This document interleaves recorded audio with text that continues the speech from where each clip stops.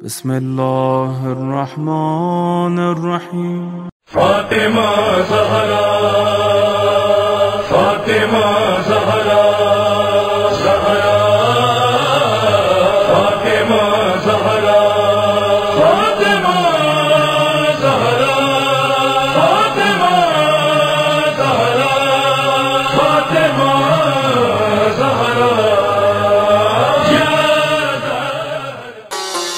فاطمہ ہم یہ ایمان آل محمد، فاطمہ ہم.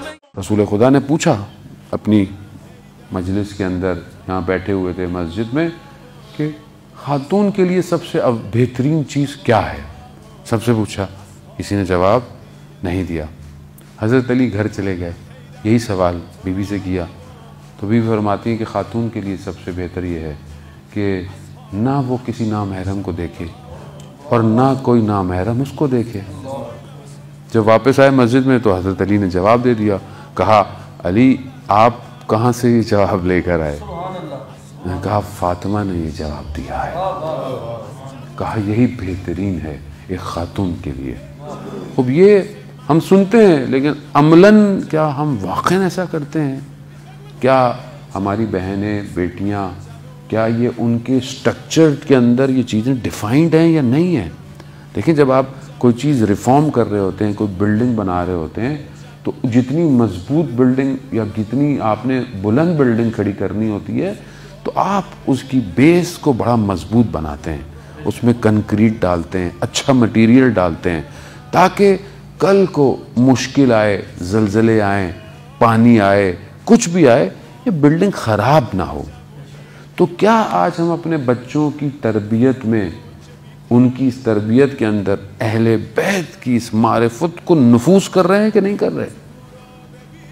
وہ ظاہر ہے کیسے کریں گے؟ جب ہمارے پہلے اپنے اندر خود ہوگی تو ہم ان کو دیں گے. جب ہم کہیں کہ بچی بڑی ہو رہی ہو، بچی بالغ ہو رہی ہو، تو کہتے ہیں اس کو اچھے کپڑے پہنائیں، باحجاب ہو، ابھی چھوٹی ہے، فرق کیا پڑتا ہے؟ آہستہ آہستہ جب وہ جوان ہو جاتی ہے پھر بچی ظاہر ہے، پھر جب ہم کہتے ہیں تو پھر بچی بعض اوقات سنتی نہیں ہے. اس کی وجہ کیا ہوتی ہے؟ اس کی وجہ یہی ہوتی ہے کہ جب وہ اس قابل تھی کہ اس کو اس طرح تربیت کریں عزیزان محترم بیٹیوں کی کہ اسے یہ نہ لگے کہ یہ چادر یا حجاب کوئی اور چیز ہے. اس طرح اس کی تربیت کریں کہ یہ حجاب اس کی بدن کا جز لگے، یہ اس کے بدن کا جز لگے. اور یہ کیسے لگے گا؟ یعنی جب وہ چھوٹی ہو اور آپ اس کو کہیں نہیں، آپ خود کریں تو وہ دیکھے.